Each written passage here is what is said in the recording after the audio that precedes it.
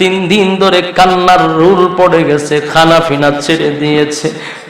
নবী গো মাথা মুবারক তুলেন, আসেন মদিনায় যায়। কিন্তু না, নবী মাথা মুবারক তুলেন না রে। হযরত আবু বকর বলে, ওমর রে লাভ হবে না, লাভ হবে না। আয় আয়, নবীর মেয়ে ফাতেমা ছাড়া নবীরে নেওয়া সম্ভব না। একটা দৌড় মাইরা ফাতেমার কাছে চলে যায়। রাস্তার মধ্যে আলীর সঙ্গে দেখা।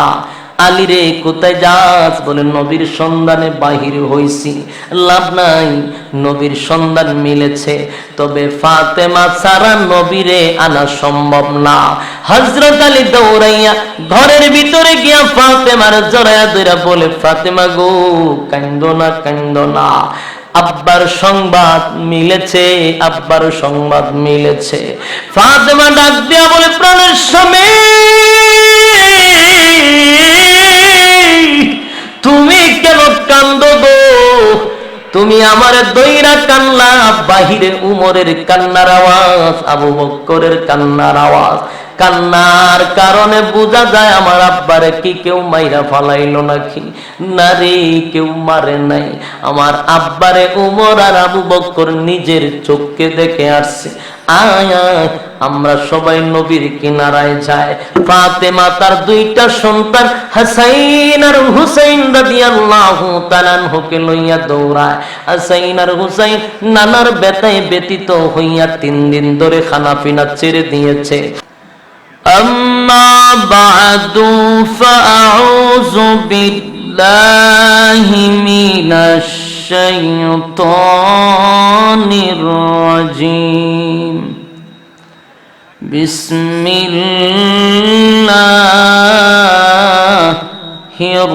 রহমানির রহিম। إذا زلزلت الأرض زلزالها وأخرجت الأرض أثقالها وقال الإنسان ما لها يومئذ تحدث أخبارها بأن ربك أوحى لها يومئذ يصدر الناس أشتاتا ليروا أعمالهم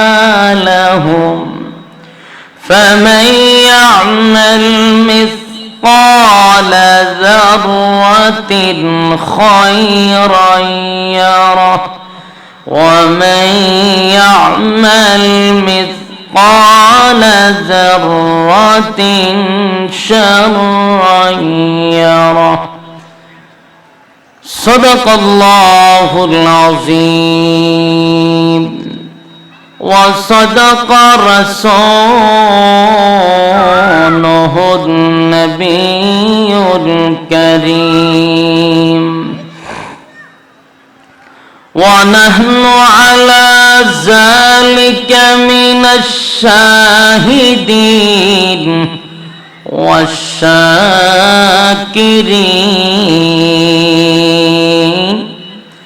والحمد لله رب العالمين إن الله وملائكته يصلون على النبي يا أيها الذين آمنوا صلوا عليه وسلموا تسليما اللهم صل على محمد وعلى آل محمد كما صليت على إبراهيم وعلى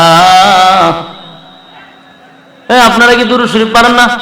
মিয়া এসে চুপ করে বসে রয়েছে, চুপ করে বসে থাকলে তো ঘরে বসে থাকবেন। আর সেন দুরূদ ইব্রাহিম পড়া হচ্ছে, শ্রেষ্ঠ দুরূদ, সব চুপ করে বসে রয়েছে। পড়লে গুণ হইব তো পড়েন না কেন? আল্লাহুম্মা সাল্লি আলা মুহাম্মাদ মাজিদ আল্লাহুম্মা বারিক আলা محمد وعلى آل محمد كما باركت على إبراهيم وعلى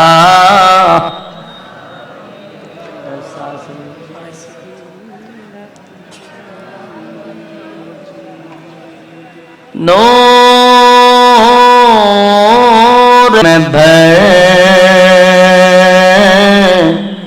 दोनों आलम से हमें कर बेखबर जल तूने दी है मेरे दिल में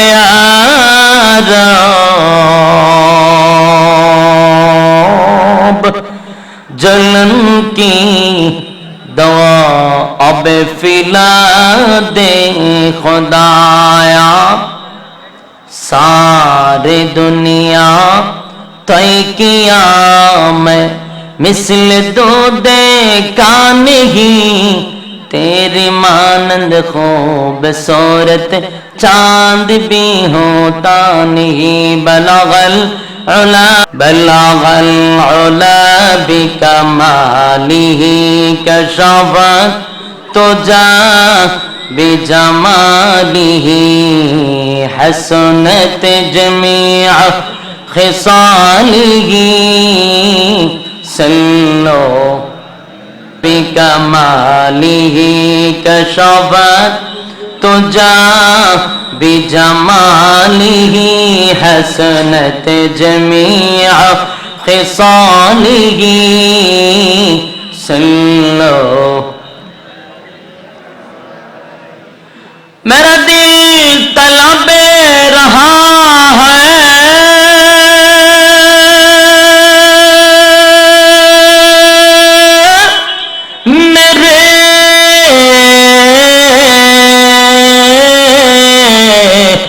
जले रहा है सीना ए दवा ओही मिलेंगी मुझले चलो मदीना बलगल उला बिकमालिही कशफत এখানে যাও মোবাইল টিপা বাদ দাও জিগা শ্বাস টানে কেন জিগা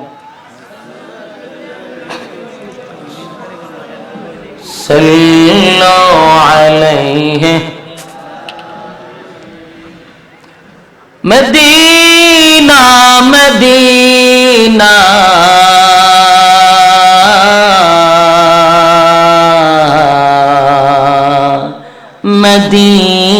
मदीना मुमिनों की गुनगुना है दीदारे मदीना आशिकों की तमन्ना है बलगल उला बिकमालिही कशफत हसनत जमीअ खिसालिही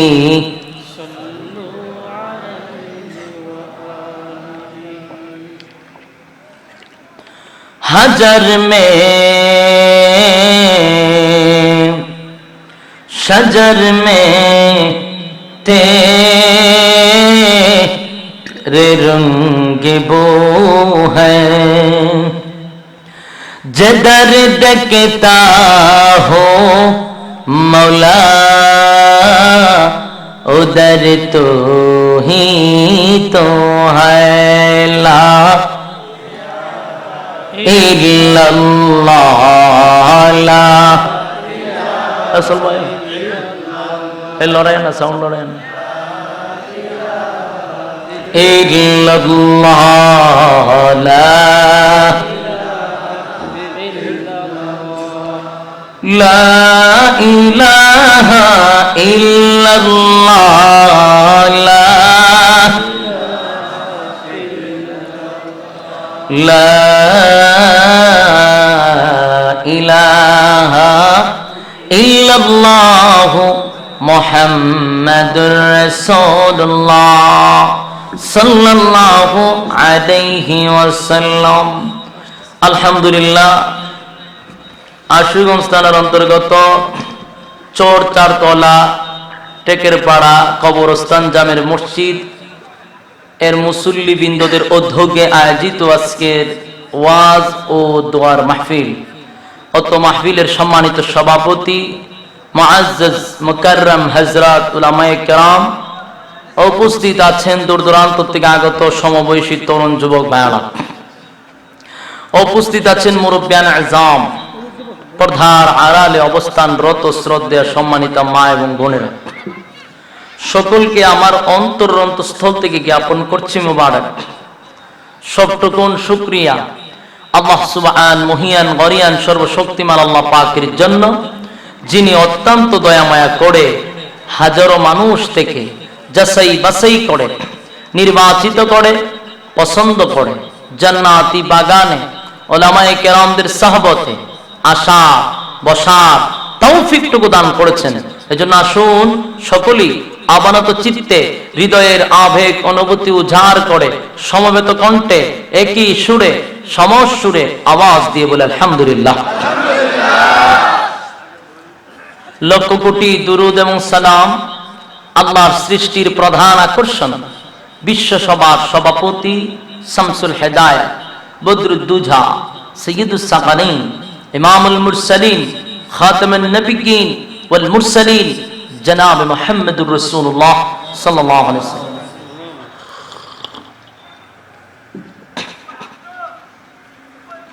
আপনারা এই মাহফিলে আসার কারণে সবাই কি বেজার?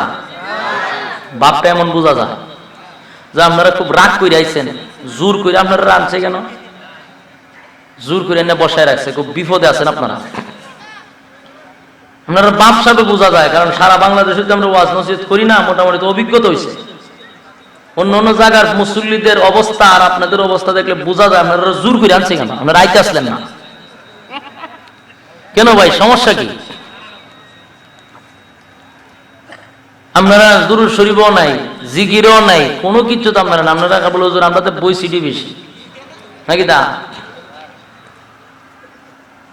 সুবহানাল্লাহ আলহামদুলিল্লাহ দুরূদ শরীফ জিকির পড়লে কি বক্তা দাম বেড়ে যায়?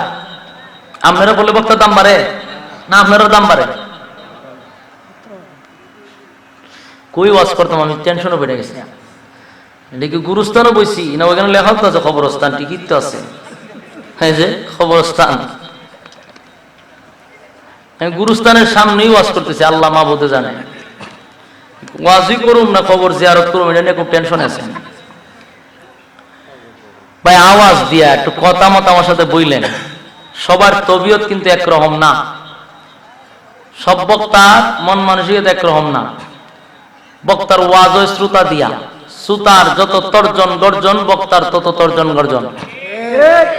বক্তা যত সচেতন থাকে বক্তার ওয়াজের পাওয়ার তত বাড়ে। আপনারা যে অবস্থার যে হাল, আমার মনে হয় মুনাজাত পর্যন্ত আপনারা জিয়ারত করে যাইতে হইব। এই যদি হালত হয় মহা সমস্যা, মহা সমস্যা। এই যদি আপনাদের হালত দিলে এমন বক্তা আনছেন যে বক্তা চোখ মুজে ওয়াজ করে মুসল্লি আছে না আছে খবর নাই, এমনও বক্তা আছে প্রথম থেকে চোখ মুজে আর মোনাজাত সময় চোখ খুলে, এর ভিতরে মুসল্লি কি আছে না না আছে দেখার সময় নাই বেচারা, ওই রকম দরকার আছে। সম্মানিত সুধী, আসুন অত্যন্ত গুরুত্বপূর্ণ একটা জায়গায় বসছেন। যতক্ষণ এই প্যান্ডেলের ভিতরে আপনারা বসা থাকবেন গুনাহ না হওয়াটা সম্ভব, এটা বিশ্বাস করেন। কিন্তু প্যান্ডেলের বাহিরে গেলে আপনার গুনাহ হওয়াটা সম্ভব। তাহলে আপনি গুনাহ মুক্ত পরিবেশে বসা, এটা নিয়ামতের শুকরিয়া আদায় করা দরকার না? যেহেতু আল্লাহ আপনাকে গুনার যেখানে বাজার, ওই বাজার থেকে আপনাকে বাঁচাইয়া নেকির বাজারে বসায় রাখছে। এখন আপনাদের ইমান কার কতটুকু আছে, ইমানের পাওয়ার কতটুকু আছে, এটা শ্রোতারা না বুঝুক, বক্তা ভালো করে বুঝে। কেমনে বুঝবো? যে ইমানের পাওয়ার যত বেশি তত আওয়াজ বেশি, ইমান যত দুর্বল তত আওয়াজ দুর্বল। আর আশুগঞ্জ তো এটা ব্রাহ্মণবাড়িয়া পড়ছে না? হ্যাঁ, তা আপনারা ব্রাহ্মণবাড়ির মানুষ নেই, ওলাহাননি আপনারা। ব্রাহ্মণবাড়িয়ার মানুষ তো বা তর্জন গর্জন তাকে, আপনারা জিলাম আমি তো জানতাম না। ব্রাহ্মণবাড়ি হচ্ছে মুফতি আমিনীর দেশ, ফখরে বাঙ্গালের দেশ। আপনাদের শরীরের মধ্যে থাকবো মুফতি আমিনীর রক্ত, আপনাদের আওয়াজ হবে সিংহের চেয়ে গরম, ঠিক নেই? আপনারা যদি আমদার লাগান, সিলটির লাগান, আওয়াজ দেন হইব নি? আওয়াজ দিতেই। ব্রাহ্মণবাড়ির একটা ঐতিহ্য আছে, হেরা মিনিটে গরম, ঠিক নেই? আসুন আমি আপনাদের সামনে আয়াতে কারিমা একটা কমপ্লিট সূরা তেলাওয়াত করছি, আলোচনা করব যদি আপনাদের শোনার মন মানসিকতা থাকে। শোনার মন মানসিকতা আসেনি? মাঝে মধ্যে আপনাদেরকে বলি যে ভাই একটু হ্যাঁ না ঠিক বলে লাভ হয় কি? বলে বক্তার কথা বলার আগ্রহ জাগে, উৎসাহ জাগে, ঠিক নেই? আপনার আওয়াজ দিলে আমি বুঝবো যে আমার ভাষা বুঝতেছেন, তখন আমার কথা বলার মন মানসিকতা তৈরি হবে, আর কিচ্ছু না। আর মুসল্লি এখন হয়েছে ব্যতিক্রম, ওই হুজুর আনছি, হুজুরের কাম হইল ওয়াজ করন, আর আমরার কাজ হইল শোনা, আমরার কাজ হইল শ্রবণ করন। সুতরাং মাঝখানে আমরা চুপ করে বসে থাকবো, আমরা যে আদব ওয়ালা এটা হুজুরে বুঝাই দিব, তাই চুপ করে বসে হুজুরে আদব দেখাই দিব। কোন এক মাহফিল আমরা দোয়া করতেছি যে আল্লাহ তুমি প্রত্যেকটা মানুষরে ওলির দপ্তর নাম লেখাইয়া দাও। ওই একজনে মাত্র আমিন কইছে, সবাই চুপ।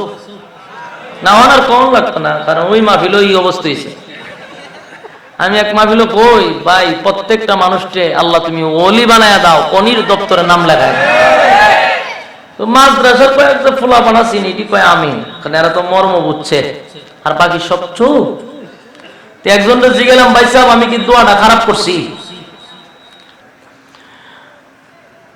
জিজ্ঞাসা করলাম যে ভাই আমি কি খারাপ দোয়া করছি নাকি?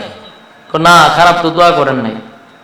তো আপনার আমিন কইলেন না যে আপনারা একটা মানুষও আমিন নাই, মাদ্রাসার কয়েকটা ছোট বাচ্চারা আমিন বলছে, আর কেউ না।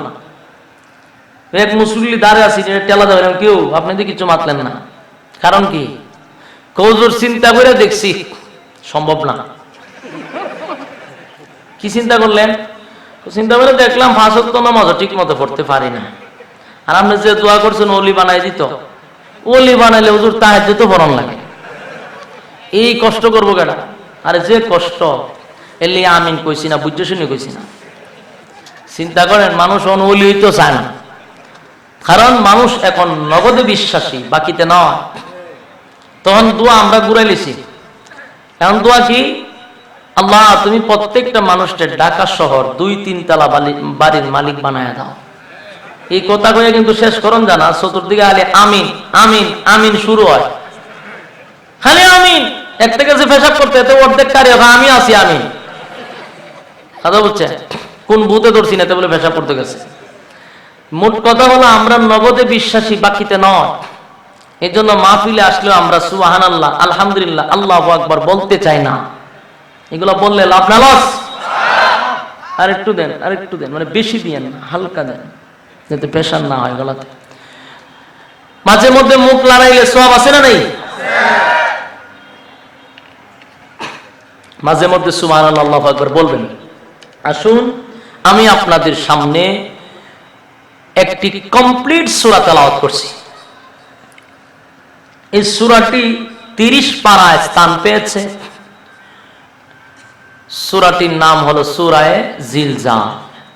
সূরাটি 99 নম্বর সূরা।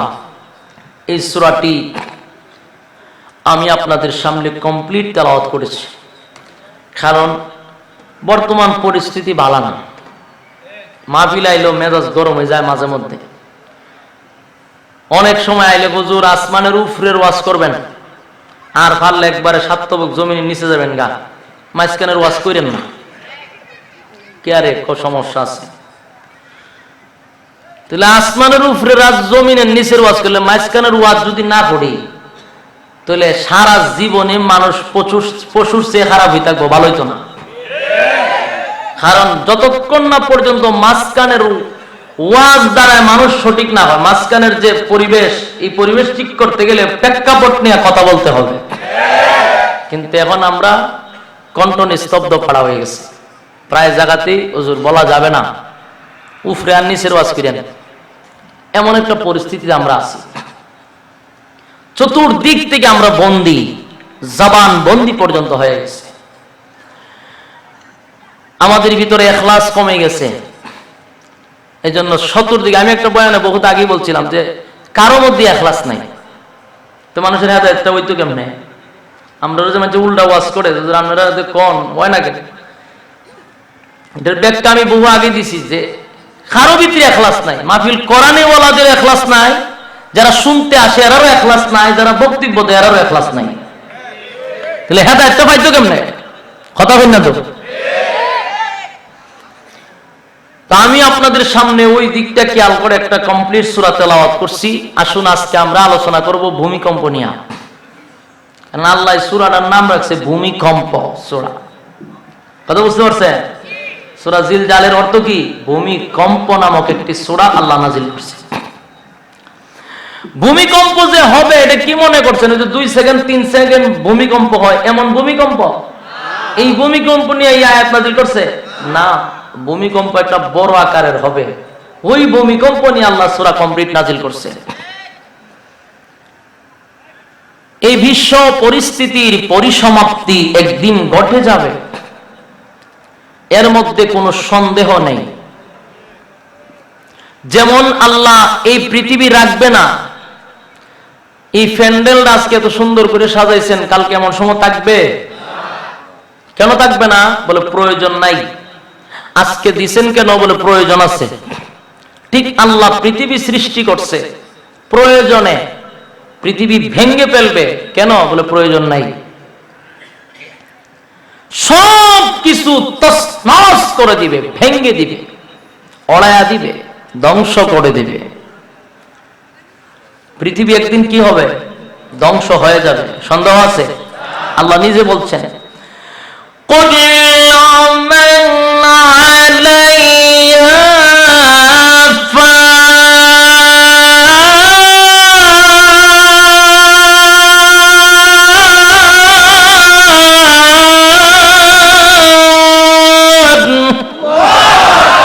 সব ধ্বংস হবে, থাকবেন কে? জোরে বলে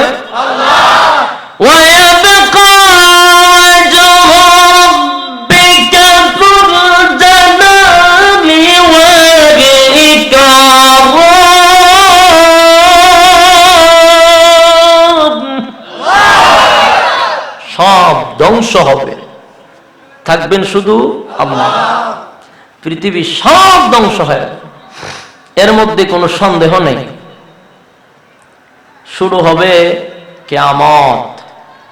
শুরু হবে কি? কিয়ামত। কিয়ামত দুই প্রকার, একটা কিয়ামতে কুবরা, একটা কিয়ামতে সুগরা। একটা বড় কিয়ামত, একটা ছোট কিয়ামত। এই দুই কিয়ামত একটু বাড়ান, একটু দেন, কমাইবার কথা বলে একবারই কমাই না, শ্বাস টানে, মুখ শুকায় যায় এত তাড়াতাড়ি কেন? প্রসেসর নাই, কিছু নেই। কিয়ামত একটা ছোট একটা বড়। রাসূল বলেন আরেকটা কিয়ামত হলো মাম্মাতা ফাকাত কিয়ামাত কিয়ামাতুহু, যে যখন মারা যাবে তার কিয়ামত তখন থেকে শুরু হবে। এটারে বলা হয় যার যার কিয়ামত। এটার কি কিয়ামত? আপনি যদি আজকের মাহফিল শেষ করে বাড়িতে যাইতে নাও পারেন, এমন কোনো গ্যারান্টি আছে? এটা আপনার জীবনের শেষ মাহফিল হতে পারে, শেষ মাহফিল। আমি বক্তারও জীবনের শেষ মাহফিল হতে পারে। কারণ এমন নজির আমরা দেখছি, অনেক বক্তা ওয়াজ শেষ করে বাড়িতে গেছে, যাওয়ার উদ্দেশ্যে রওনা দিয়েছে, রোড অ্যাক্সিডেন্টে জায়গাতেই শেষ। আর আমরা তো এমন একটা হালতে চলতেছি, হাওয়ার উপরে চলি, 4টা চাক্কার উপরে বর কইরা। তো আমাদের কোনো গ্যারান্টি নাই, যে কোনো সময় মারা যেতে পারে। আর যে সময় মারা যাব ঠিক এই সময় থেকে আমাদের কিয়ামত শুরু হয়ে যাবে। এটারে হয় যার যার কিয়ামত। আরেকটা কিয়ামত হলো সমষ্টিগত কিয়ামত। সমষ্টিগত কিয়ামত কখন হবে, কত তারিখ হবে, এটা পৃথিবীর কেউ জানে না। জানেন কে? আল্লাহ। এটারে কয় সমষ্টিগত কিয়ামত। কখন হবে, কত তারিখ হবে, আল্লাহ ছাড়া পৃথিবীর কেউ জানে না। যদিও আমরা অনেক সময় বলে থাকি যে গায়েবের খবর আরো অনেকেই জানে। যেমন আমরা বলে থাকি আল্লাহ গায়েব যেমন জানেন, আমাদের রাসূলও জানেন।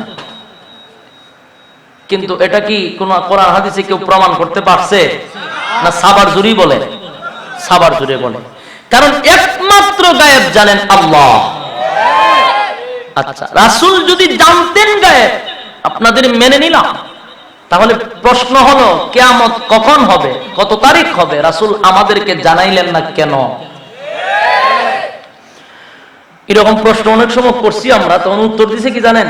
রাসূল জানতেন কিন্তু আমাদেরকে জানান নাই। যদি আপনাদেরকেও বলে যে রাসূল জানতেন কিন্তু আমরা জানাইছে না, এই বক্তব্য যদি দেয় তাহলে বুঝবেন তার এই বক্তব্যের দ্বারা রাসূলকে মিথ্যাবাদী প্রমাণ করেছে। কারণ রাসূল বলেছেন বিদায় হজের ভাষণে যে আল্লাহর পক্ষ থেকে আমাকে যা জানানো হয়েছিল সব আমি তোমাদেরকে জানাই দিছি। কথা বুঝতে পারছেন? এর দ্বারাই প্রমাণিত গায়েবের খবর একমাত্র আল্লাহ। কথা বল না গা? তাই সমষ্টিগত কিয়ামত কখন হবে এটা আমাদের জানা নাই। তবে হ্যাঁ, কিয়ামত যে হবে তার কতগুলো লক্ষণ আলামত আমাদের রাসূলকে আল্লাহ জানায়া দিয়েছেন। আর রাসূলও আমাদেরকে এই আলামতগুলা জানায়া রাখছেন। রাসূল যতগুলো আলামতের কথা বলে গেছেন, উলামায়ে কেরামদের মতে প্রায় সবগুলি প্রকাশ হয়ে গেছে, 1-2টা বাকি আছে। তাহলে বলুন কিয়ামত দূরে না কাছে? খুব নিকটবর্তী কিয়ামত। কিয়ামতের আলামত বলতে গেলে মাঝখানের ওয়াজ চলে আসবে। কথা বুঝতে পারছেন? আর আমরা মাঝখানের ওয়াজ করা নিষেধ, এখান থেকে না, একেবারে উপরের মহল থেকে নিষেধ। আলামত বলতে গেলে মাঝখানের ওয়াজ আসবে। তাই আমি এতটুকুই বলে দিব, যতগুলো আলামত আমাদের রাসূল আমাদেরকে জানায় গেছেন সবগুলি আলামত প্রকাশ হয়ে গেছে, বাকি আছে 1 থেকে 2টা। এখন বুঝে নিবেন কিয়ামত খুব কাছাকাছি।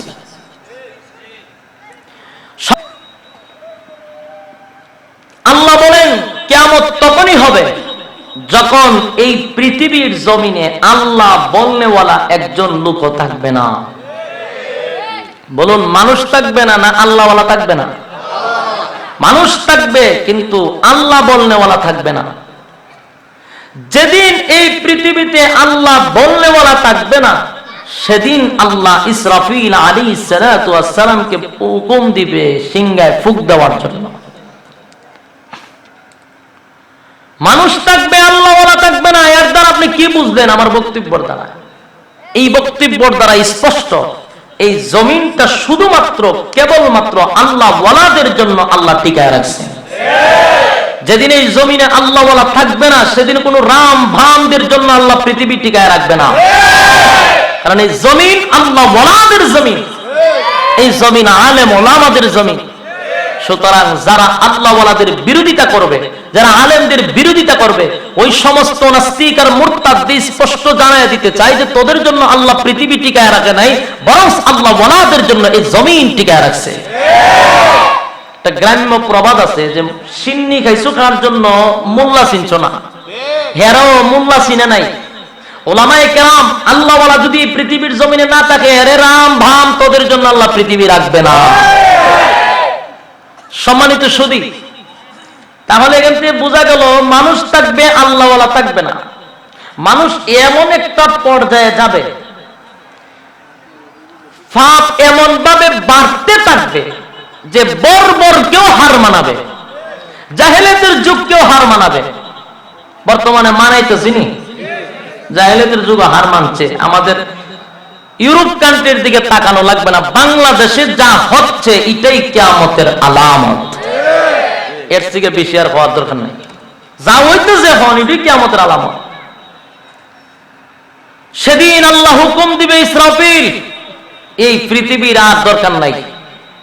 আল্লাহ ওয়ালা যখন শেষ, এই পৃথিবীর আমার দরকার নাই, সবটারে ধ্বংস করে দেবে। কোন রেওয়ায়েত আছে 2 বার ফুক দিবে, কোন জায়গায় পাচ্ছি 3 বার ফুক দিবে। সিংহায় ফুক দিবে। কোন সিংহাও? মহিলারা তো লইয়া করে দি লাগাইবেন লাগাইবেন ইতা এই নাও মহিষের সিংহা পাইছে, এটা কুদরতি সিংহা। এটার কতগুলো ছিদ্র থাকবে জানেন? পৃথিবীতে আল্লাহ যতগুলা মানব সৃষ্টি করছে অতগুলা রুহীয় ছিদ্র থাকবে। সুবহানাল্লাহ হওয়ার দরকার আসেনি মনে করেন? এখন বুঝেন এটা কত বড় সিংহা। এটার ব্যাখ্যা দিতে গেলে মেলা সময় লাগবে, দরকার নাই। আসুন, 3 বার ফুক দেওয়ার কথা বলছে। প্রথম যখন সিংহায় ফুক দিবে, এটার আওয়াজটা এত বিকট হইতে থাকবে, যত সময় যাবে খালি বিকট হইতে থাকবে, বিকট হইতে থাকবে। কথা বুঝতে পারছেন? আল্লাহ বলেন, ইযা যুলজিলাতিল আরদু জিলজালাহা,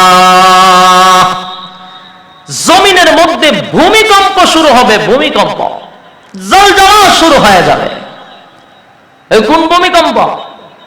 এটা ওই ভূমিকম্প যেই ভূমিকম্প নামক সূরা নাযিল করছে। সুবহানাল্লাহ। এরপর আল্লাহ বলেন, ওয়া খরাজাতিল আরদু আসফালাহা, আর জমিন সেদিন তার পেটের ভিতর থেকে যত সম্পদ আছে সব বাহির করে দিবে। কথা বুঝতে পারছেন? জমিনের ভিতরে কিন্তু অনেক সম্পদ আছে, যে সম্পদের জন্য আমরা মারামারি হানাহানি করি, এই সম্পদ সেদিন জমিন বাহির করে দেবে। এরপর আল্লাহ বলেন, ওয়াকালাল ইনসানু মা লাহা, আর মানুষ সেদিন বলতে থাকবে, এ জমিন তোমার হইছে কি? মানুষ জমিন জিজ্ঞাসা, তুমি এরকম করতেছো কেন? পেটের ভিতর থেকে সব বাইর করে দিতেছো। জমিনকে মানুষ বলতে থাকবে তোমার হইছেটা কি? এরপর আল্লাহ বলেন, ইয়াউমা ইয়াযিন তুহাদ্দিসু আখবারাহা, আর জমিনও সেদিন তার জবান আল্লাহ খুলে দিবে, জমিন ওয়াজ করতে থাকবে। আপনি কোন জায়গার দাঁড়ায় আহাম কুকাম করছেন এগুলো আপনার বলার দরকার নাই, জমিন বইলা দিতে থাকবে। সুবহানাল্লাহ করার দরকার আছে মনে করেন? না, এটা তো আপনাদের শিখাই যেমন লাগবে। এদিকে কি ওয়াজ হয় না যাত্রা গান হয়? ওয়াজ হয়। ওয়াজ হলে তুমি এগুলো শিখার দরকার। কোন জায়গা? সুবহানাল্লাহ, আলহামদুলিল্লাহ। জমিনের জবান খুলে দিবে, জমিন কথা কইতে থাকবে। বাসার সূরত আছে? বাসার সূরত নাই, জমিন কথা বলতে থাকবে। সুবহানাল্লাহ। এরপর আল্লাহ বলেন, বিআন্না রাব্বাকা আওহা লাহা, কেন বলে এটা তোমার রবের নির্দেশ। জমিনে অর্ডার দিবে কে? আল্লাহ। আল্লাহ অর্ডার দিবে, তাই জমিন কথা বলবে। সুবহানাল্লাহ। উপায় আছে না? উপায় নাই, উপায় নাই। প্রথম সিংহায় যখন ফুক দিবে, আওয়াজ খালি বিকট হইতে থাকবে, এমন বিকট হইবে বলা হয়েছে পৃথিবীর কোন প্রাণী জগৎ বেঁচে থাকবে না, সব মারা যাবে। কোন প্রাণী জগৎ বেঁচে থাকবে না। এই যে সূর্য, চন্দ্র, গ্রহ, নক্ষত্র, এগুলা কিছুই থাকবে না, সব টুকরা টুকরা হয়ে পড়ে যাবে। সূর্যটা কত বড় জানেননি? এই পৃথিবীর থেকে 13 লক্ষ গুণ বড় হয়েছে সূর্য। এটা বলছে কে? বৈজ্ঞানিকরা বলছে, বিজ্ঞানরা। বিজ্ঞান যদি বইলা থাকে এর থেকে আরো যে কত বড় হইব কারণ যতক্ষণ পর্যন্ত তার মেশিন গেছে ওই পর্যন্ত হইতে পারছে, ঠিক নেই? এরপরে আর যায় নাই, তাই বলতে পারে নাই। আমরা মেনে নিলাম এই পৃথিবীর থেকে যদি 13 লক্ষ গুণ পৃথিবী সূর্য হয় বড়, এই সূর্য যদি জমিনে পড়ে, জমিনে তালাশ করে পাওয়া যাবে নি? জমিন নাই। সরিষার একটা দানা যদি একটা বিল্ডিং এর নিচে পড়ে, সরিষাটা যেমন তুগায়া পাওয়া যাবে না, ঠিক তেমনি ভাবে সূর্য পড়লে পৃথিবী নাই। এত বড় বিশাল সূর্যটা টুকরা টুকরা হয়ে ভেঙে জমিনে পড়ে যাবে, চন্দ্র খসে জমিনে পড়ে যাবে। আর এই সূর্য থেকে আরো লক্ষ লক্ষ গুণ বড় হইল তারকা। চিন্তা করছে এই তারকা গুলা কয়টা আছে কেউ গণনা করে শেষ করতে পারছে? তাহলে সূর্য থেকে বড় হইল তারকা। এই তারকা গুলিরে আর একটা আছে গ্যালাক্সি, অসংখ্য তারকারে একটা গ্যালাক্সি আপনার চকলেটের মতো চুষে খায়ালা। সুবহানাল্লাহ কইতেন না? এইগুলা সব জমিনে পড়বে। আটলান্টিক মহাসাগর, ভারত মহাসাগর সবগুলোর মধ্যে আগুন ধরে যাবে, ভয়াবহ পরিস্থিতি শুরু হবে।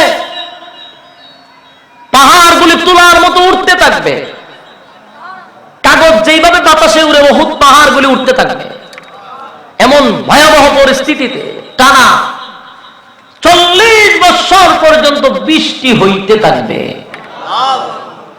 দুই সিংহার মাঝখানে 40 বলা হয়েছে, এমনকি 40 বছর না 40,000 বছর না 40 দিন, এটার এখনো কোনো ব্যাখ্যা পাওয়া যায় নাই। আর 52 বলা হয়েছে, এখন এটা কত দিন কত বছর? তবে 40 বছর হইতে পারে, 40 দিন হইতে পারে, 40,000 বছর হইতে পারে। দুই সিংহার মাঝখানে টানা বৃষ্টি হইতে থাকবে 40 বছর অথবা 40,000 বছর, যেটাই মনে করেন, বৃষ্টি হইতে থাকবে। এরপরে আল্লাহ দ্বিতীয় সিংহায় ফুঁক দেওয়ার অনুমতি দিবে। তো দ্বিতীয় সিংহায় যখন ফুঁক দিবে তখন মানুষের ভিতরে রুহু আসবে। প্রথম সিংহায় ফুঁক দেওয়ার পরে মানুষ সমস্ত প্রাণী মারা যাবে। দ্বিতীয় সিংহায় ফুঁক দিলে সমস্ত প্রাণীর ভিতরে রুহু আসবে।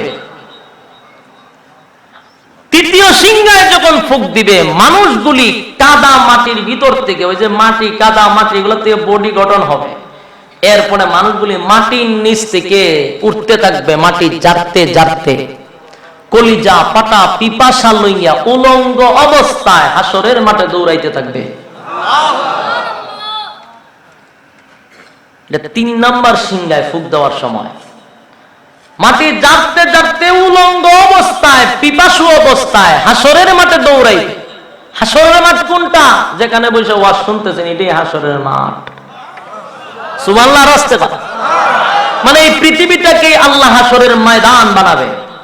তবে এখনকার পৃথিবী তখনকার পৃথিবীর মধ্যে বেশ কম আছে না নাই?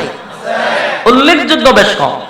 এখনকার পৃথিবীটা হলো গোলাকার, তখনকার পৃথিবীটা হবে সমতল একটা মাঠের মতো, তামার মাঠ। সেখানে মানুষ উলঙ্গ অবস্থায় পিপাসু অবস্থায় দৌড়াইতে থাকবে। রাসূল এই ওয়াজ করতেছিলেন, আম্মা জানা আয়েশা বললেন, হুজুর উলঙ্গ হইতেই সবাই? বলে হ। বলে আমারও? বলে হ, তোমারও। সব বনাশ করে লেছেন। রাসূলের স্ত্রী, আমি উলঙ্গ অবস্থায় দাঁড়াবো, এই শরম লজ্জা রাখবো কোথায়? আল্লাহর নবী তখন বলেন, আয়েশা যেমনটা ভাবছো তেমনটা না। এ ভাই, আল্লাহর পয়গম্বর আম্মা জান আয়েশাকে বললেন, আয়েশা গো, তুমি যেমনটা ভাবছো তেমনটা না। কিয়ামতের ময়দানটা বড় ভয়াবহ অবস্থা হবে গো, বড় ভয়াবহ অবস্থা হবে। মানুষগুলি কলিজা পাটা পিপাসা লইয়া হাসরের মাটির দিকে উলঙ্গ অবস্থায় দৌড়াইতে থাকবে। একজন আরেকজনের দিকে তাকাইবে, দূরের কথা তার নিজের দিকে 50,000 বছরের ভিতরে একবারও তাকাইবে না।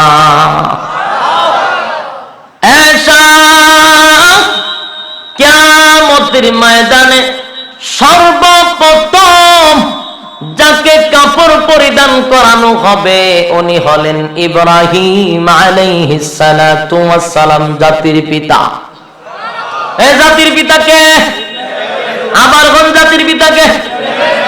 মালা ফিরা খেয়াল রাখবেন, জাতির পিতা হলেন ইব্রাহিম আলাইহিস সালাতু ওয়াস সালাম, যাকে কিয়ামতের ময়দানে সর্বপ্রথম জান্নাতি পোশাক পরিধান করাবে। তারপরে আমার নবীরেও জান্নাতি পোশাক পরাবে। সুবহান। এ ভাই, কিয়ামতের ময়দানে মানুষগুলি কলিজা পাটা পিপাসা লইয়া উলঙ্গ অবস্থায়, পিপাসু অবস্থায় মানুষগুলি দৌড়াইতে দৌড়াইতে হাসরের মাঠে গিয়া দাঁড়াইবে। আমার আপনার নবী বলেন, আরে কিয়ামতের মাঠে যখন আমার গুনাহগার উম্মত গুলি পানির জন্য কলিজা পেটে যাবে, আরে কলিজা পাটা পিপাসা লইয়া মানুষগুলি যখন হাসরের মাঠে দৌড়াইবে, আমি রাসূলকে আমার আল্লাহ এমন একটি নিয়ামত দান করেছে, ওই নিয়ামতটার নাম হলো হাউজে কাউসার। এই নিয়ামতটা আল্লাহ পাক রব্বুল আলামিন আমাদের নবীরে দান করছে, নবীরে খুশি করছেন। এই সূরা একটা ছোট্ট সূরা, কোরআনের মধ্যে সবচেয়ে ছোট্ট সূরার নাম হলো সূরা কাউসার। ইন্না আ'তাইনাকাল কাউসার, এই কাউসার নামক সূরাটি আল্লাহ নাজিল করছেন রাসূলকে খুশি করার জন্য। কিয়ামতের ময়দানে এই হাউজে কাউসারের পানি যারা পান না করবে, উপায় নাই, উপায় নাই, উপায় থাকবে না। রাসূল বলেন, আমার গুনাহগার উম্মত গুলি কলিজা পাটা পিপাসা লইয়া আরে হাউজে কাউসারের পারে যাওয়ার আগে আগে আমি রাসূল সেখানে গিয়া উপস্থিত হয়ে যাব, যেন আমার গুনাহগার উম্মতরা আমি রাসূলকে গিয়া সেখানে পায়, আমি তাদেরকে আমার বরকতি হাতে এক পেয়ালা পানি পান করায়া দিব। এ ভাই, এই হাউজে কাউসারের পানিটা কেমন পানি গো? এটা যেমন তেমন পানি নয়। এই হাউজে কাউসারের পানি এইটা দুধের চেয়েও সাদা, দুধের চেয়েও সাদা, এর মধুর চেয়েও মিঠা, মেশকে আম্বরের চেয়েও গ্রাম। এই পানি যদি এক বিন্দু কেউ পান করে রে, আর অনন্ত কালের জন্য পানির পিপাসা লাগবে না। আল্লাহু আকবার। এ ভাই, হাউজে কাউসারের পানি যদি এক বিন্দু কেউ পান করে, রাসূল বলেন হাসরের মাঠে টানা 50,000 বছর দাঁড়িয়ে থাকতে হবে, কিন্তু কোনদিন পানির পিপাসা লাগবে না, পানির পিপাসা লাগবে না। আল্লাহর নবীর বরকতি হাত দিয়া তার উম্মতকে পানি পান করায়া দিবে। মানুষগুলি নবীর হাতের পানি পান করবে, যারা এই পানি পান করবে রে, কোনো চিন্তা নাই, ভাবনা নাই, হাসরের মাঠে গিয়া দাঁড়াইবে, সূর্যের আলো তার মাথায় লাগবে না। কিন্তু হে ভাই, হাউজে কাউসারের পানি যদি কেউ পান না করে, উপায় নাই, উপায় নাই, উপায় নাই। হাউজে কাউসারের পানি কিয়ামতের ময়দানে তিনটা দল রাসূলের হাতের হাউজে কাউসারের পানি পান করতে পারবে না। এজুরে কোন কয় দল? তিন দল ব্যক্তি হাউজে কাউসারের পানি পান করতে পারবে না। এই তিনটা দলের নাম জানার দরকার আছে না নাই? জানতে চান? তাহলে দিলের কান লাগায়া শুনেন তিনটা দল কারা। এই তিনটা দল থেকে সাবধান। হাউজে কাউসারের পানি 3 দল পান করতে পারবে না। প্রথম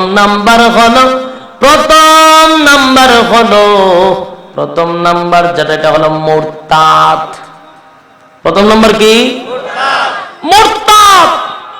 রাসূলের হাতের হাউজে কাউসারের পানি কখনো পান করতে পারবে না। মুরতাদ চিনেন না আপনারা?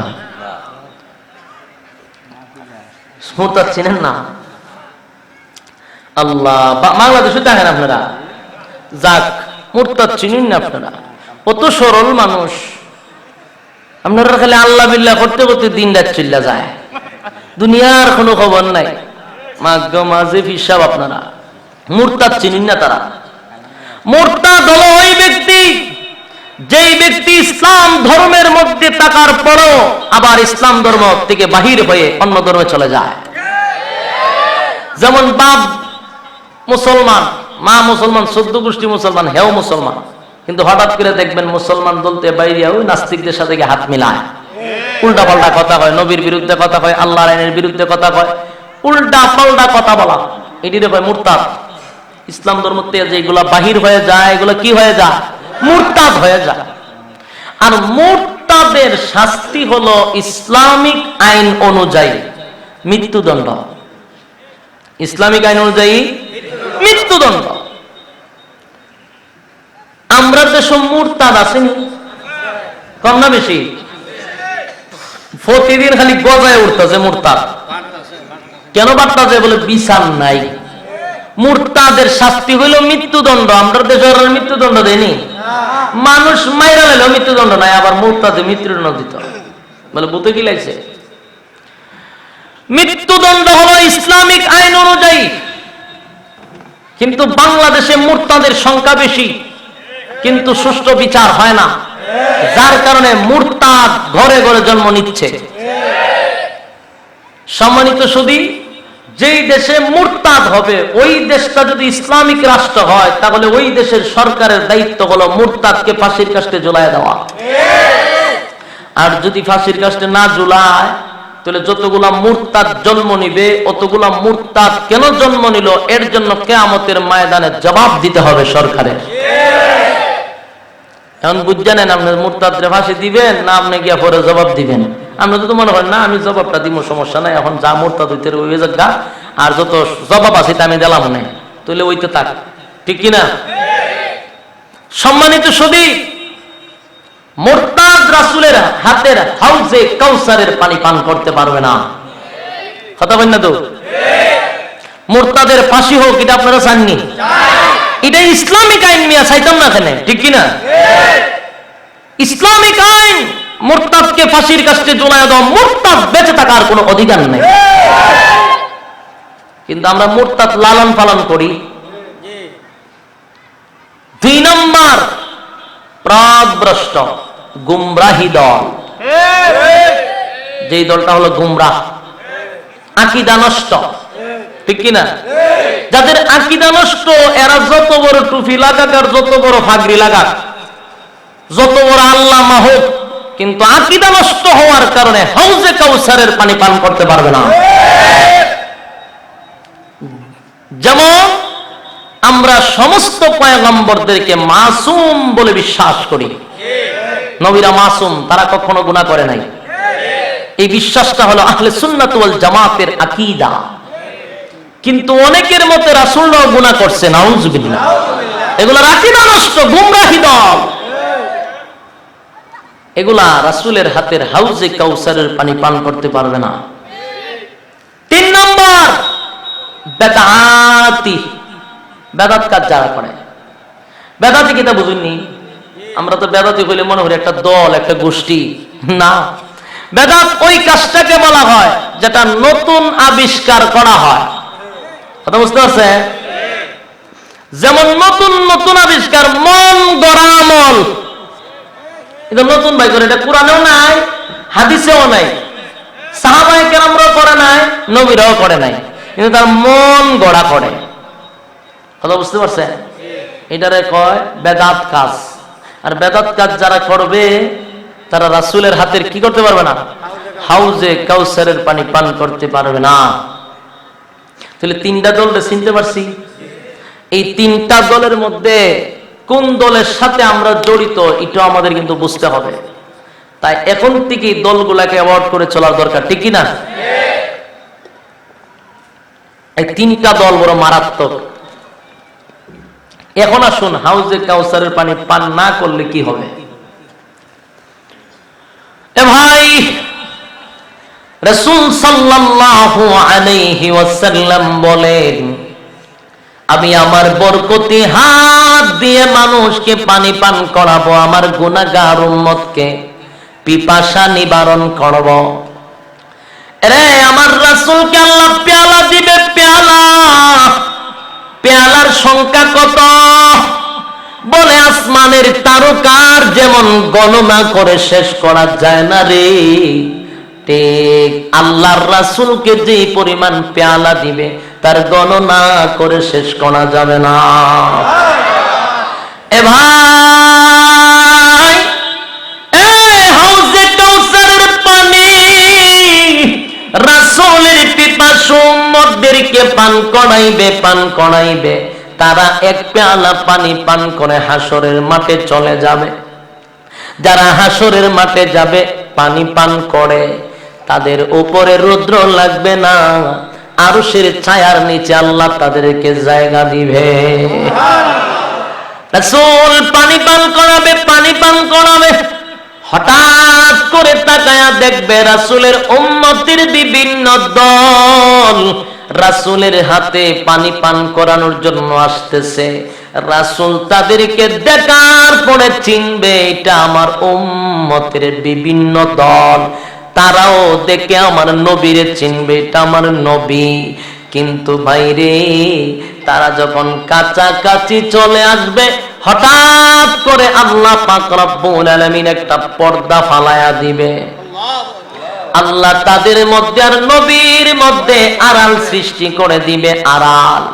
এমনি আমার নবী ডাক দিয়া বলবে, হে মালিক, তুমি আমারে হাউজে কাউসার দান করলা গো। আমার গুনাহগার উম্মতকে পানি পান করানোর জন্য, তাদের তৃষ্ণা নিবারণ করার জন্য। কিন্তু আমি পানি পান করাতে আসলাম, তারাও আমার দেখে না, আমিও তাদেরকে দেখি না।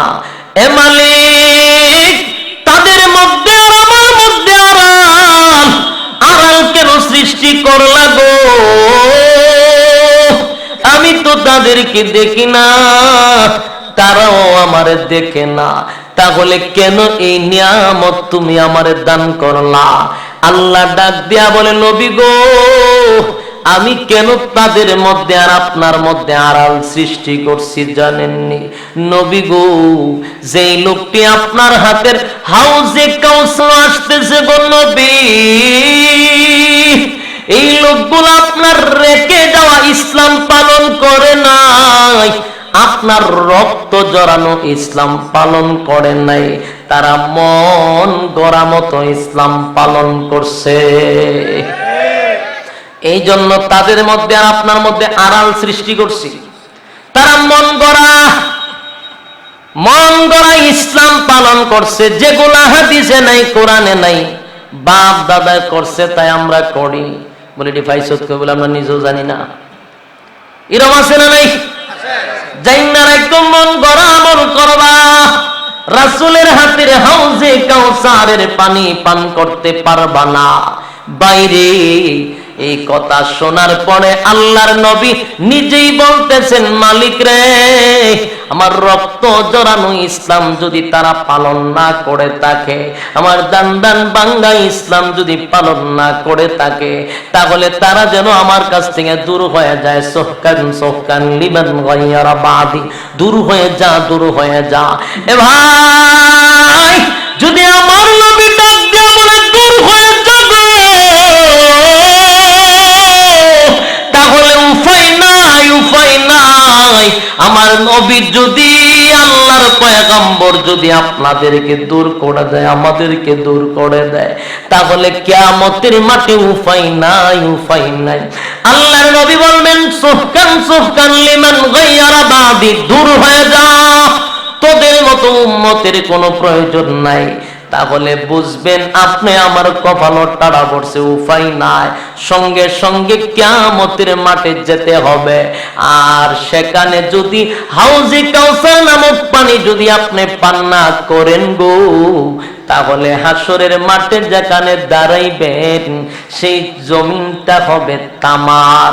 আর যে সূর্য বর্তমান পৃথিবীর সূর্য 9,30,00,000 মাইল উপরে, এত উঁচায় সূর্যটা, তারপরও তার তাপ সহ্য করতে পারি না, তার তাপ সহ্য করতে পারি না। আর সেদিন আল্লাহ বলে এই পৃথিবীর সূর্য থেকে 70 গুণ পাওয়ার থাকবে সূর্যের। আর এখন আছে 9,30,00,000 মাইল উপরে।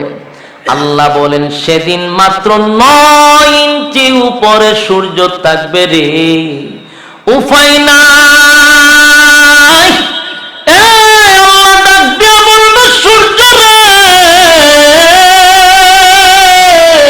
তোর মধ্যে যত পাওয়ার আছে, যত ক্ষমতা আমি আল্লাহ দিছি রে, সবগুলা ছেড়ে দে, নাফরমান গুলার উপরে ছেড়ে দে, নাফরমান গুলার উপরে তোর তাপ, তোর শক্তি আমি আল্লাহ যা দিছি সব ছেড়ে দে। সূর্যের 12টা মুখ আল্লাহ সেদিন বাহির করে দিবে, জমিনটা তামা হয়ে যাবে গো, জমিনটা তামা হয়ে যাবে। 9 ইঞ্চি উপরে যদি সূর্য আসে, বাইরে কি বুঝেন আপনারা? আমি যে কথাগুলি বলতেছি গিচ্ছা কাহিনী, এজুরে কোন গিচ্ছা না? আমার বাবা এবার সময় লিখে দিয়েছে, আমি ওয়াজ করতেছি। উলামায়ে কেরাম উপস্থিত, আল্লাহর কসম একটা কথা আমি কোনো মিথ্যা বলি না, সব কোরআন থেকে বলতেছি, উলামায়ে কেরাম সাক্ষী। এখানে কোনো ফালতু কথা বলার জন্য আমারে আনা হয় নাই। বাইরে সামনের এই সময়টা সবার জন্য অপেক্ষা করতেছে, ঠিক কিনা? কিয়ামতের ময়দানে খুব ভয়াবহ অবস্থা হবে, কারণ সেদিন আল্লাহর কোনো মায়া দয়া থাকবে না। দুনিয়াতে আল্লাহর মায়া দয়া ছিল সবার জন্য, সবার জন্য, পরকালে সবার জন্য আল্লাহর মায়া দয়া থাকবে না। সেদিন আল্লাহর মায়া থাকবে শুধু মুমিনের জন্য, আর দুনিয়াতে আল্লাহর মায়া ছিল সবার জন্য। এ ভাই, আল্লাহর শুধু মায়া দয়া দেখছো গো, আল্লাহর আযাব আর গজব দেখো না। কিয়ামতের ময়দানে এমন একটা ভয়াবহ পরিস্থিতি শুরু হবে রে, কেউ কারো হবে না, কেউ কারো হবে না। ইয়াউমা ইয়াফিরুল মারউ মিন আখিহি ওয়া উম্মিহি ওয়া আবি ওয়া সাহিবাতিহি ওয়া বানি। আল্লাহ বলেন কেউ কারো হবে না, মা বাবা ভাই বোন কেউ তোমারে পরিচয় দিবে না। বাইরে এমন একটা পরিস্থিতি শুরু হবে, আল্লাহ শুধু হুঙ্কার দিতে থাকবে, হুঙ্কার দিতে থাকবে, সূর্য তোর মধ্যে যত পাওয়ার আছে সব ছেড়ে দে, জমিনটা তামা বানায়া দিবে। যারা হাউজে কাউসারের পানি পান করতে পারলো না, ওই হাসরের মাঠে তারা দাঁড়ায়া যাবে। কতটুক জায়গার মধ্যে দাঁড়াইবেন? বলে যার পায়ের নিচে যতটুকু জায়গা, ঠিক এতটুকু জায়গার মধ্যে টানা 50,000 বছর। এ ভাই, টানা 50,000 বছর দাঁড়ায় থাকতে হবে গো। কই যা পাতা পিপাসা লইয়া,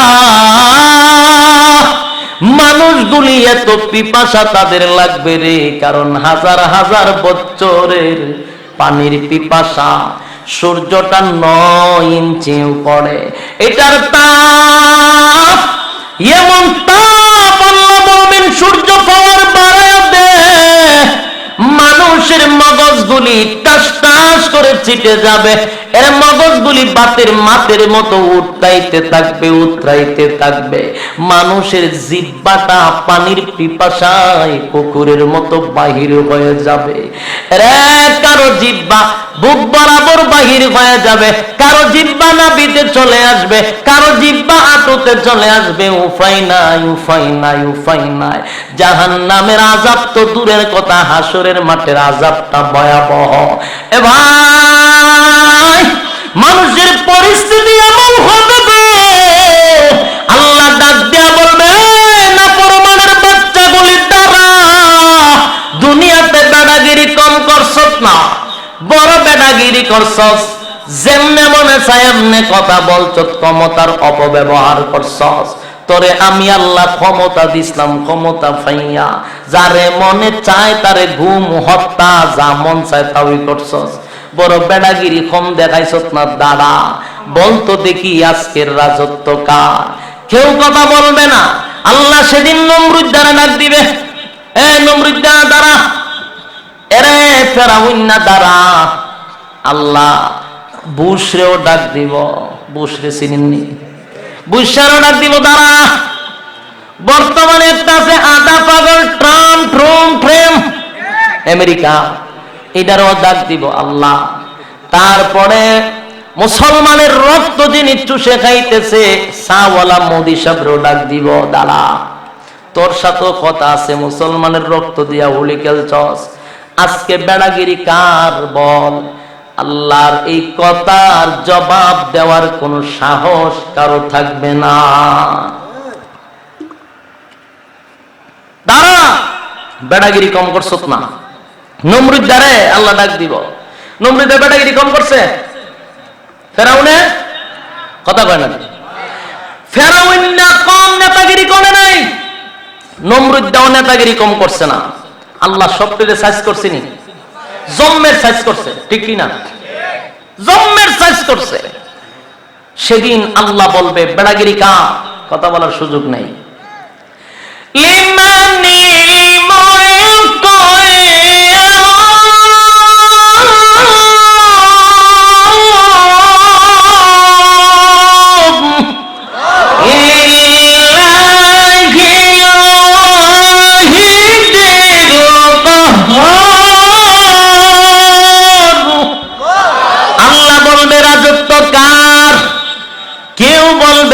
কথা বলবে না, নিজেই বলবে আজকে রাজত্ব আমার।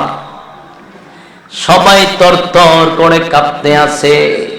এ ভাই, টানা 50,000 বছর হাসরের মাঠে মানুষ বলি দাঁড়ায়া থাকবে, উপায় নাই রে, উপায় নাই, কেউ কাউরে সাহায্য করতে পারবে না। মানুষগুলির এমন অবস্থা হবে, কার কাছে যাবে, কার কাছে যাবে।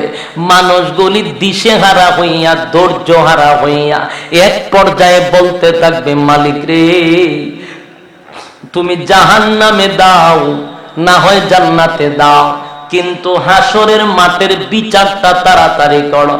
আর যে বরদাস্ত হয় না, সহ্য করতে পারি না, এইভাবে দরখাস্ত করতে থাকবে, কোনো কাজ হবে না। নবীদের কাছে দরখাস্ত দিবে। আদম নবীর কাছে গিয়া বলবে, আব্বা গো, আমরা আপনার সন্তান, দেখেন না আমার আল্লাহর যে রাগ, আমার আল্লাহর যে গোসা, বলেন না আমার আল্লাহ যেন বিচারটা তাড়াতাড়ি করে। আদম নবী বলে, আমার মুখে শব্দ শুনছত নি? কয় শুনছি। কিতা কইয়া নফসি, কদিলার মাতিস না, তাড়াতাড়ি না যা। কথা বুঝেন নাই? নবীদের কথা বলার মতো সাহস থাকবে না কিয়ামতের মাঠে। কিন্তু দুঃখের বিষয়, আজকে ফিররা বলে সুপারিশ করে জান্নাতে নিব। তাহলে নবীর আর থেকে ফিরের খাওয়ার বেশি হন, সবার মুড়ি দেওয়া দরকার। আদম নবী বলতেছেন, ইয়া নফসি, ইয়া নফসি, আমার কি উপায় বই চিন্তা লই আমি জবতা, কিন্তু আমার উট যে কেন কান্দে আমি জানি না। কিন্তু আমি আজকে 3 দিন ধরে একটা আওয়াজ পাইতেছিলাম, ওই গুহার ভিতর থেকে একটা মানুষের কান্নার আওয়াজ আসে। আর ওই কান্নার আওয়াজে তার ব্যথায় ব্যতীত হইয়া বনের পশু পাখিরাও কান্দে, আমার উট বকরি গুলাও কান্দে। 3 দিন ধরে গাছে মুখ লাগায় না। হযরত আবু বকর ডাক দিয়া বলে,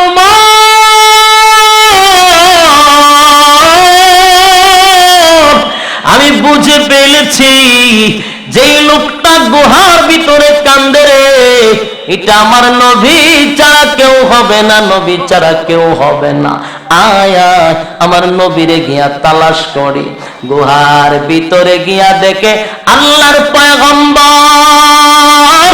রে সিজদায় পড়ে এমন কান্না,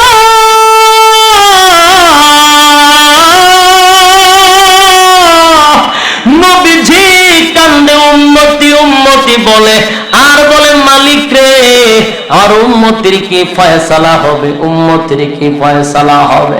হযরত আবু বকর বলে, নবী গো আমি আপনার ছোটবেলার সাথী, আমি আপনার হিজরতের সাথী, আমি আবু বকর আপনাকে ওয়াদা দিলাম আমার মাক্কি জিন্দেগি, আমার মাদানী জিন্দেগির যত আমল গো সমস্ত আমল আপনার উম্মতের নামে লিখে দিলাম। তারপর মাথা তুলেন, কিন্তু নবীজি মাথা তুলে না। হযরত ওমর ডাক দিয়া বলেন, নবী গো আমি আপনারে মারার জন্য তরবারিটা লইয়া আপনার কাছে আসছিলাম, কিন্তু আপনার নুরানি চেহারা দেখা আমি উমরের মাথাটায় আপনার কদমে ঢেলে দিলাম, আমি আপনার কাছে আমার মাথাটা রেখে দিলাম। ওগো নবীজি আমি সেই উমর, যে উমর সব সময় ইসলামের বিরুদ্ধে তরবারি রাখতাম, আর আপনার কাছে আসার পরে ইসলামের পক্ষে আমার তরবারি চলে। আমি উমর মক্কা জিন্দেগির যত আমল, মাদানী জিন্দেগির যত আমল সবগুলো আপনার উম্মতের নামে লিখে দিব। তারপরও আপনি মাথা মোবারক তুলেন, নবী গো মাথা তুলেন। মদিনার মধ্যে খবর হয়ে গেছে আপনি নাই, 3 দিন ধরে আপনি নাই। মদিনার মহিলারা বাচ্চারা 3 দিন ধরে কান্নার রোল পড়ে গেছে, খানা পিনা ছেড়ে দিয়েছে। নবী গো মাথা মোবারক তুলেন, আসেন মদিনায় যায়। কিন্তু না, নবী মাথা মোবারক তুলেন না রে। হযরত আবু বকর বলে, ওমর রে লাভ হবে না, লাভ হবে না, আয় আয় নবীর মেয়ে ফাতেমা ছাড়া নবীরে নেওয়া সম্ভব না। একটা দৌড় মাইরা ফাতেমার কাছে চলে যায়। রাস্তার মধ্যে আলীর সঙ্গে দেখা। আলী রে কোথায় যাস? বলে নবীর সন্ধানে বাহির হইছি। লাভ নাই, নবীর সন্ধান মিলেছে, তবে ফাতেমা ছাড়া নবীরে আনা সম্ভব না। হযরত আলী দৌড়াইয়া ঘরের ভিতরে গিয়া ফাতেমার জড়াইয়া ধইরা বলে, ফাতেমা গো কান্দো না, কান্দো না, আব্বার সংবাদ মিলেছে, আব্বার সংবাদ মিলেছে। ফাতেমা ডাক দিয়া বলে, প্রাণের স্বামী তুমি কেন কান্দো গো? তুমি আমার দইরা কান্না, বাহিরে উমরের কান্নার আওয়াজ, আবু বকরের কান্নার আওয়াজ। কান্নার কারণে বোঝা যায় আমার আব্বারে কি কেউ মাইরা ফালাইলো নাকি? না রে, কেউ মারে নাই। আমার আব্বারে উমর আর আবু বকর নিজের চোখকে দেখে আসছে। আয় আয় আমরা সবাই নবীর কিনারায় যাই। ফাতেমা তার 2টা সন্তান হাসাইন আর হুসাইন রাদিয়াল্লাহু তাআলা আনহুকে লইয়া দৌড়ায়। হাসাইন আর হুসাইন নানার ব্যথায় ব্যতীত হইয়া 3 দিন ধরে খানা পিনা ছেড়ে দিয়েছে। ছোট বাচ্চাগুলি তরতর করে কাঁপতে আসে। দৌড়াইয়া নবীর কিনারায় যায়, গিয়া দেখে গুহার ভিতরে আল্লাহর পয়গম্বর সেজদারত অবস্থায় উম্মতি উম্মতি বলে কাঁদতে আছে। ফাতেমা ডাক দিয়া বলে, বাবা গো আর কাঁদতে হবে না, কাঁদতে হবে না, আমি তোমার কলিজার টুকরা মেয়ে ফাতেমা চলে আসছি, কান্দো না। ও বাবা আমি ফাতেমা ওয়াদা দিলাম গো, আমার জিন্দেগির যত আমল আছে সবগুলি আমল তোমার এতিম উম্মতের নামে লিখে দিলাম। আর জোরে বলে আল্লাহু আকবার। আরো জোরে বলে আল্লাহু আকবার। সুরে বলে আল্লাহু আকবার। এ ভাই, আল্লাহর পয়গম্বর তারপর মাথা তুলে না, নবীজি মাথা মুবারক তুলে না। ফাতেমা কাঁদতে কাঁদতে বেহুশ হয়ে যায়। আব্বারে কেন আর কান্দায়? একটা ডাক দিয়া বলে, হে মালিক, আমার আব্বারে কান্দায় না গো,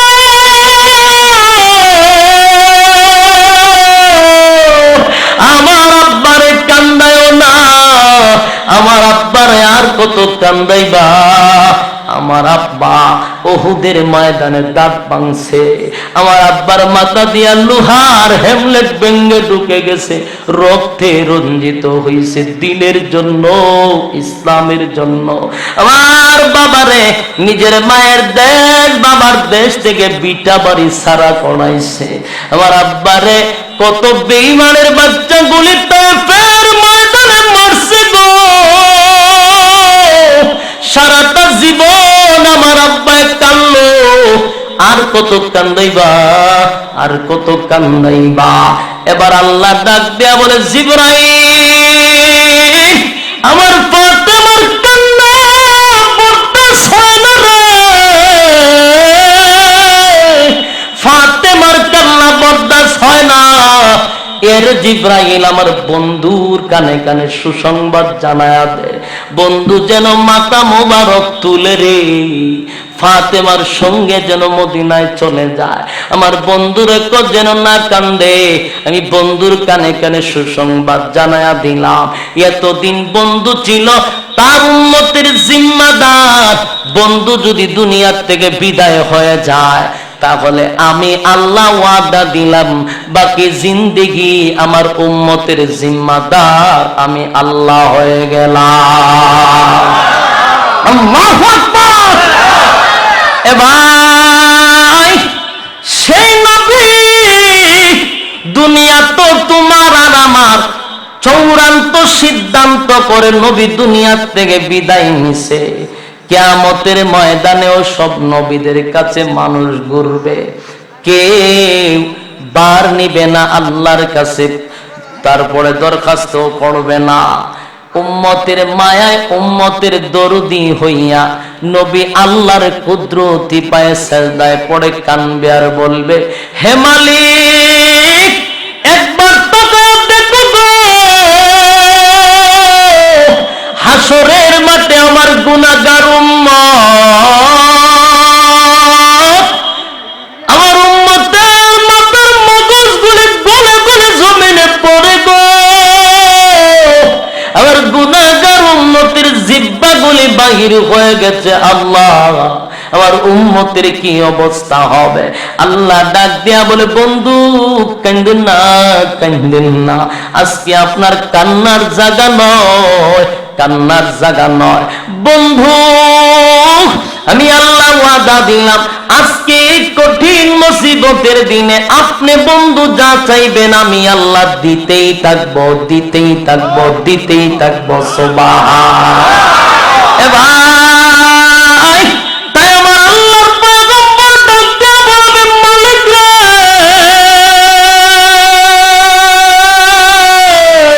আমার গুনাহগার উম্মতের নাজাত চাই, আমার গুনাহগার উম্মত কিয়ামতের ময়দানে বরদাস্ত হয় না গো, আমি নবী হইয়া বরদাস্ত করতে পারি না।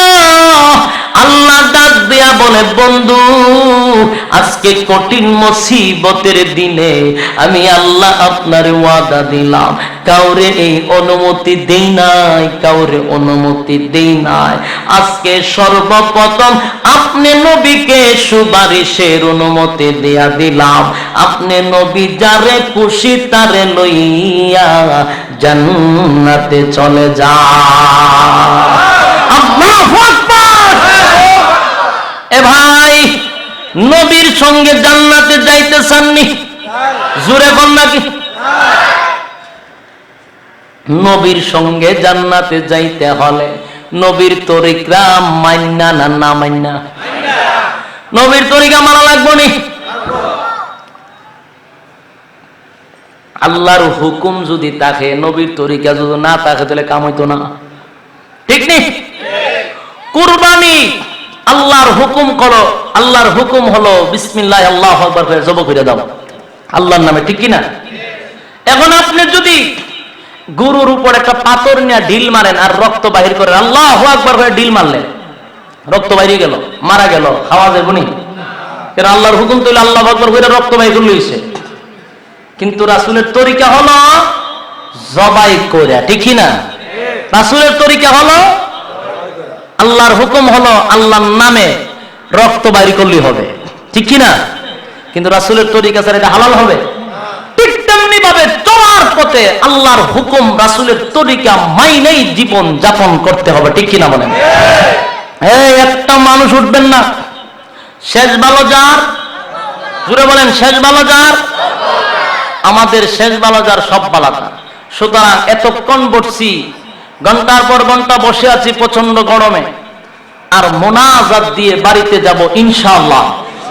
রাজি আছি না?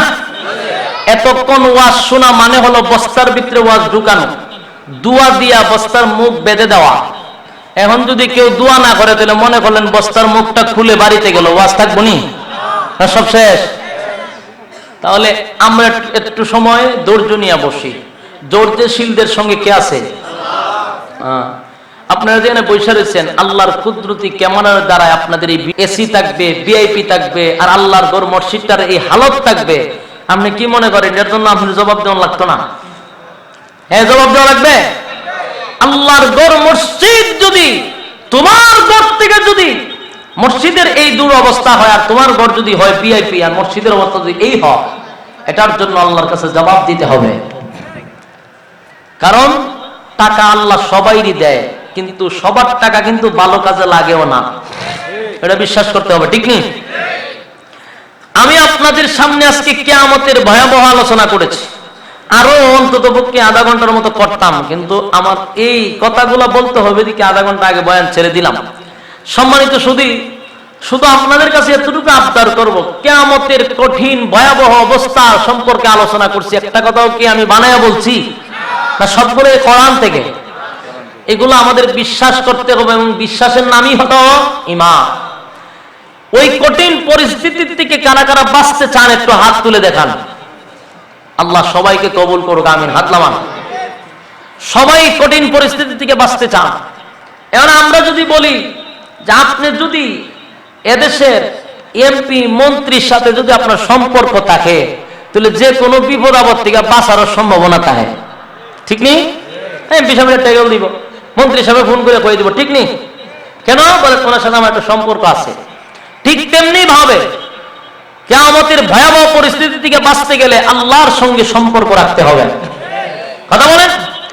আল্লাহর সাথে সম্পর্ক রাখতে হলে আল্লাহর ঘরকে সম্মান করতে হবে, ঠিক নেই?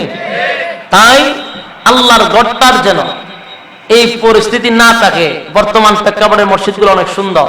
আমি আপনাদের কাছে আবদার করব, কিয়ামতের কঠিন ময়দানে যেন আল্লাহ আপনাদেরকে আরশের নিচে ছায়া দান করে, কিয়ামতের এই ভয়াবহ আযাব থেকে যেন মুক্তি দেয়, দোয়া করব। সর্বপ্রথম বলুন যে আল্লাহর ঘর মসজিদের জন্য আমি এত টাকা দান করব। একজন মানুষ দাঁড়ায় বলেন।